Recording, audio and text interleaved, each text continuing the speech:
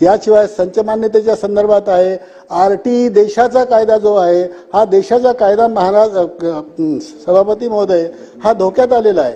कारण आरटी मधल्या ज्या तरतुदी आहेत त्या तरतुदी पूर्णपणे या ठिकाणी व्हायोलेट केल्या गेलेल्या आहेत आणि संच मान्यतेचा जो नियम आहे 28/8/2015चा आणि त्यानंतर 15 मार्च 2024चा जो शासन निर्णय काढलेला आहे तो आरटीच्या तरतुदीचा भंग करणारा आहे. कारण त्यामध्ये 60 विद्यार्थ्यांपर्यंत म्हणजे 5 विद्यार्थी जरी असतील प्राथमिक मध्ये तरी 2 शिक्षकाची तरतूद करण्यात आलेली आहे. हे आहे. त्यानंतर शिक्षण सभापती महोदय, समाजाचा शिल्पकार असं शिक्षकाला म्हटलं जातं. समाजामध्ये सर्वोच्च स्थान असलेल्या एक मिनिट जरा कन्क्लूड करताय.